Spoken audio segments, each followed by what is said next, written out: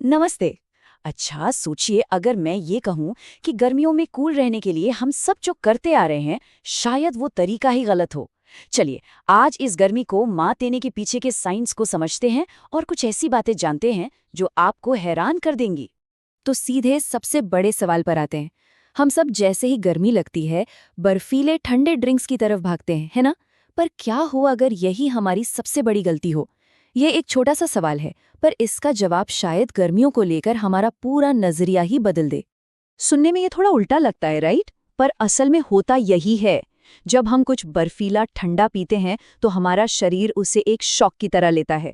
अब इस अचानक आई ठंड से निपटने के लिए बॉडी अपना अंदरूनी हीटर चालू कर देती है ताकि कोर टेम्परेचर मेंटेन रहे। नतीजा, कुछ देर के लिए तो ठंडी राहत मिलती है, लेकिन अंदर ही अंदर हमारा शरीर और भी ज्यादा गर्म हो जाता है। तो सवाल ये है कि अगर बर्फीला पानी सही तरीका नहीं है, तो फिर क्या है? मजे की बात यह है कि जवाब कहीं बाहर नहीं, हमारे अपने शरीर के अंदर ही है। हमारे शरीर में एक कमाल का बिल्ट इन कूलिंग सिस्टम है। चलिए देखते हैं कि ये काम कैसे करता है। हमारे शरीर का ये एयर कंडीशनर एक बहुत ही सिंपल लेकिन पावरफुल साइंटिफिक प्रिंसिपल पर काम करता है। इवेपोरेशन यानी वाष्पीकरण। जब हमें गर्मी लगती है तो हमें पसीना आता है। ये पसीना सिर्फ पानी नहीं है, ये हमारे शरीर का खुद को ठंडा करने का नेचुरल तरीका है।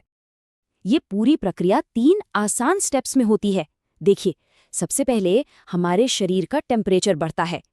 इसके जवाब में हमारी पसीने की ग्रंथियां एक्टिव हो जाती हैं। और फिर आता है मैजिक वाला पार्ट। जब ये पसीना हवा के कांटेक्ट में आकर सूखता है या इवेपोरेट होता है, तो ये अपने साथ हमारी स्किन की गर्मी को भी खींचकर उड़ा ले जाता है। और बस इसी से हमें ठंडक महसूस होती है। तो ये इतना कमाल का कूलिंग सिस्टम फेल कब होता है? ये तब फेल होता है जब हमारे शरीर में पानी और ज़रूरी मिनरल्स, जिन्हें हम इलेक्ट्रोलाइट्स कहते हैं, उनकी कमी हो जाती है। बात सिर्फ पानी कम होने की नहीं है। पसीने के साथ जो सोडियम और पोटेशियम जैसे ज़रूरी मिनरल्स बह जाते हैं, असली खेल उनका है। हमें उस पर ध्यान देना है। तो इसका मतलब सीधा है, हमें अपने शरीर के इस कूलिंग सिस्टम को सही फ्यूल देना होगा। तो चलिए अब उन चीज़ों पर फोकस करते हैं जो हमें अंदर से ठंडा रखने में वाकई हमारी मदद करती हैं।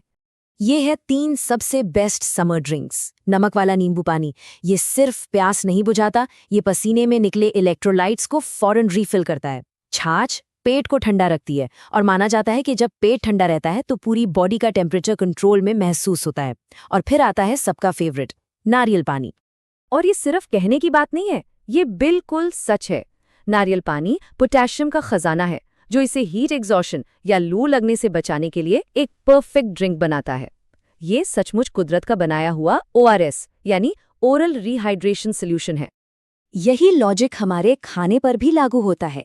भारी तला हुआ खाना पचाने के लिए हमारे डाइजेस्टिव सिस्टम को बहुत मेहनत करनी पड़ती है और इस प्रोसेस में शरीर में गर्मी पैदा होती है। दूसरी तरफ खीरा, तरबूज और लौकी जैसी चीजें हैं जिनमें पानी ही पानी है। ये शरीर को अंदर से नेचुरली ठंडा करती हैं। अब जरा इस नंबर को देखिए, 90%।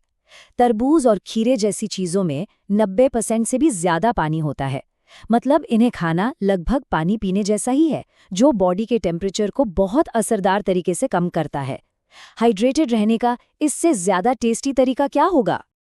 अच्छा, सही खाना पीना तो हो गया, लेकिन हमारी रोज की आदतें भी गर्मी से निपटने में एक बहुत बड़ा रोल निभाती हैं। आइए अब लाइफस्टाइल से जुड़े कुछ स्मार्ट बदलावों पर एक नजर डालते हैं। हमारे कपड़े इम्पर्सनल थर्मोस्टेट की तरह काम कर सकते हैं।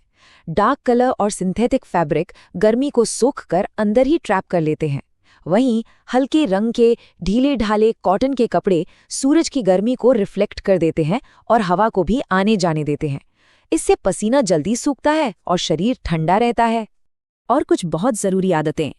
कोशिश करें कि दोपहर 12 से 4 बजे की जो तेज़ धूप होती है उसमें बाहर न निकलें, और अगर निकलना ही पड़े तो सिर को किसी टोपी या कपड़े से ज़रूर ढकें। और एक सीक्रेट टिप, नींद।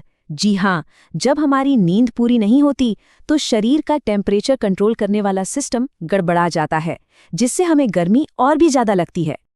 अब बात करते हैं एक ऐसी ज़बरदस्त तकनीक की जो आपको कहीं भी कभी भी इंस्टेंट ठंडक दे सकती है, और अक्सर हम इस पर ध्यान ही नहीं देते।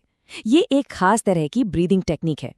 इसे कहते हैं शीतली प्राणायाम। करना बहुत ही आसान है। अपनी जीभ को एक पाइप की तरह रोल करें, उसी पाइप से धीरे धीरे ठंडी हवा अंदर खींचें और फिर आराम से नाक से गर्म हवा को बाहर छोड़ दें।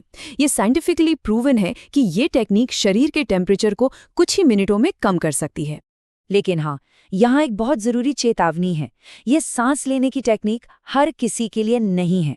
जिन्हें अस्थमा या लो ब्लड प्रेशर की समस्या है, उन्हें इसे करने से बचना चाहिए। सेफ्टी हमेशा पहले आती है। गर्मी से बचने के तरीके जानना बहुत ज़रूरी है, पर इससे भी ज़्यादा ज़रूरी ये जानना है कि शरीर कब खतरे का सिग्नल दे रहा है और हमें कब मदद की ज़रूरत है। अगर कभी भी चक्कर आए, उल्टी जैसा लगे, बहुत ज़्यादा पसीना आए या शरीर में अचानक कमज़ोरी महसूस हो, तो ये हीट एग्जॉशन के लक्षण हो सकते हैं। इन्हें कभी भी इग्नोर नहीं करना चाहिए। फौरन किसी ठंडी जगह पर जाएं, पानी या इलेक्ट्रोलाइट वाला ड्रिंक पिएं और आराम करें। तो आज की इस पूरी बातचीत का जो सार है, जो सबसे बड़ी सीख है, वो ये है, हमारा मकसद गर्मी से लड़ना नहीं है, बल्कि उसे समझकर उसके साथ काम करना है।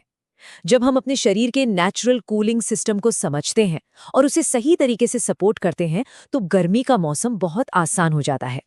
तो आखिर में सवाल यही है, इस गर्मी में क्या हम पुरानी आदतों से ही चिपके रहेंगे और गर्मी से लड़ते रहेंगे, या फिर अपने शरीर के साइंस को समझकर उसके साथ मिलकर काम करेंगे? चुनाव हमारा है।